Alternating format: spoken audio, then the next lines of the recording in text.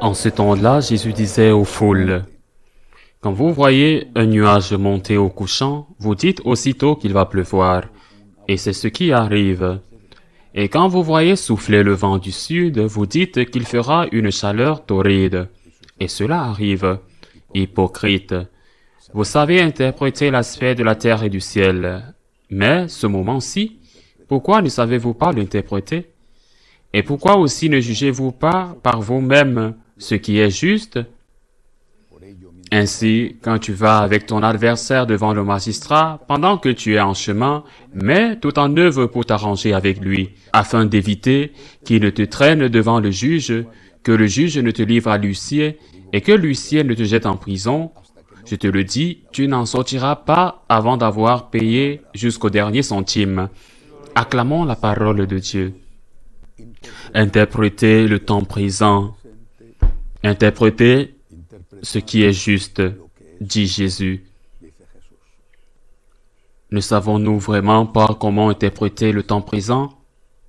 Il est vrai que nous sommes très conditionnés par le bombardement continu auquel nous sommes soumis par ce processus d'ingénierie sociale qui nous a tous affectés.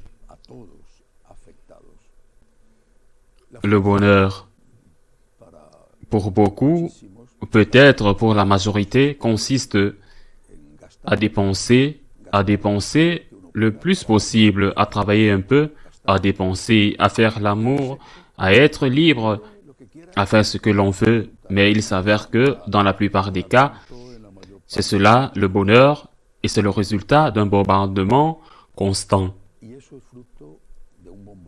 qui vous offre des modèles de comportement, de faux modèles de bonheur qui apparaissent sur les photos, toujours souriants, ou dans les films, toujours en train de s'aimer très fort. Alors que, plus tard, nous savons que les protagonistes de ces films ne mènent pas une vie aussi heureuse. Drogue, divorce consécutif et un grand nombre d'opérations pour garder la ligne et pouvoir continuer à travailler. On nous a vendu un type de bonheur qui est faux et la grande majorité l'a acheté. Le bonheur, c'est dépenser. Le bonheur, c'est gaspiller. C'est le bonheur. C'est un bonheur purement animal et même les animaux, s'ils avaient un but dans la vie, ne pourraient pas penser à cela. Ne savons-nous pas interpréter l'époque actuelle?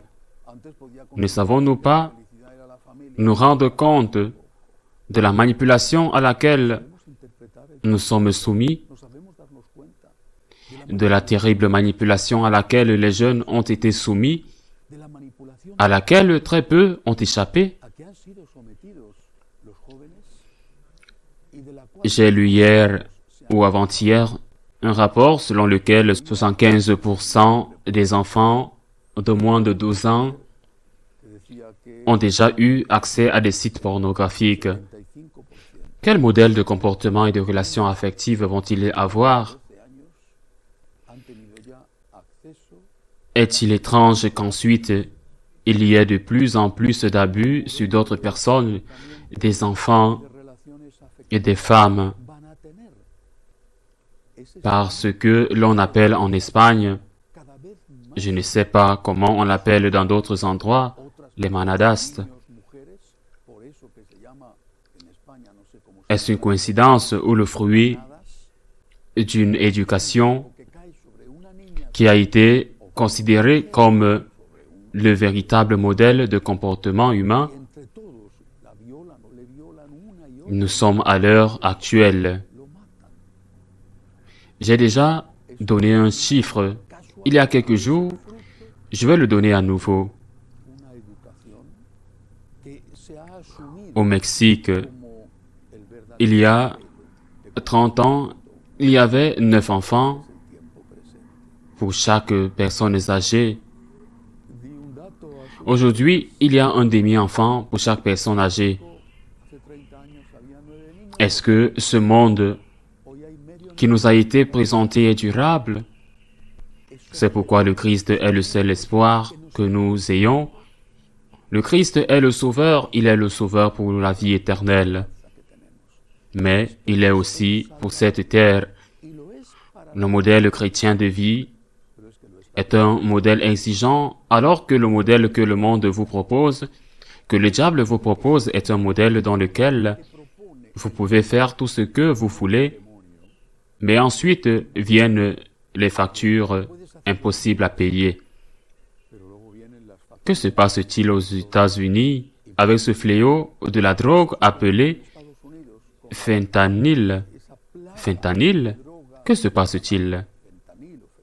C'est quelque chose qui balaie les jeunes. Est-ce le modèle de vie qui peut nous conduire au bonheur? Le Christ est notre Sauveur. Le Christ est notre espérance. Mais nous devons être conscients que cela a un prix. Il vous offre un bonheur gratuit qui n'est pas le vrai bonheur et qui vous détruit, et le Christ vous offre le vrai bonheur en disant « Je suis avec vous », mais cela va vous coûter un effort. C'est pourquoi le Seigneur dit ensuite « Comment ne pouvez-vous pas juger par vous-même de ce qui est juste ?» Dieu, notre Créateur, a placé dans notre nature un ADN moral. Tout comme nous avons des empreintes digitales, nous avons emprunté dans notre âme des règles fondamentales de comportement que l'on appelle la loi morale naturelle, qui nous dit ce qui est bien et ce qui est mal.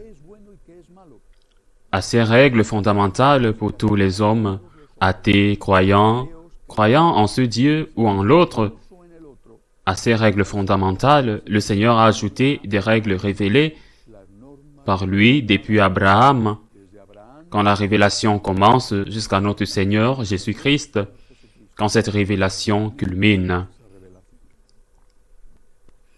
Mais nous devons savoir par nous-mêmes ce qui est bien et ce qui est mal. Et ce n'est pas ainsi. Ce n'est pas ainsi que la loi morale naturelle inscrite dans la nature humaine est tellement obscurcie chez tant d'êtres humains par cette ingénierie sociale qui trompe, qui ment, qui séduit, qu'ils ne savent plus distinguer le bien du mal et que chacun se détruit lui-même et détruit la société. Il faut revenir au Christ. Et il faut revenir avec humilité. Il faut revenir en apprenant. Il faut revenir en lui disant « Tu es mon maître, tu es mon sauveur, et tu me sauves par tes enseignements. Tu me sauves par ton sang versé. Tu me sauves en m'ouvrant les portes du ciel. Mais tu me sauves par tes enseignements. Je ne veux pas être trompé. Je ne veux pas être séduit par des mensonges qui semblent être des plans fabuleux de bonheur et qui sont totalement faux. J'ai vu que, dans un reportage, on faisait un questionnement dans un quartier de la ville de Los Angeles, aux États-Unis, où la consommation de cette drogue est très fréquente. Et si l'âge moyen des gens aux États-Unis est de 78 ans, dans ce quartier, il reste de 48 ans. Et on a demandé à une jeune femme qui en consommait, « Est-ce que vous êtes heureuse ?» Et elle a répondu, « Oui, je suis très heureuse. » Mais il lui manquait, dit le journaliste, plusieurs dents. Elle était couchée par terre. Elle dormait sur du carton. Elle avait à peine de quoi manger. C'est ce que fait le monde, pas seulement avec nos jeunes, mais avec nous tous. Le Christ est notre Sauveur, notre seul Sauveur. Et ses enseignements, qui sont intouchables parce qu'ils sont de Dieu, ces enseignements sont déjà la voie du salut, ne l'oublions pas. Ainsi soit-il.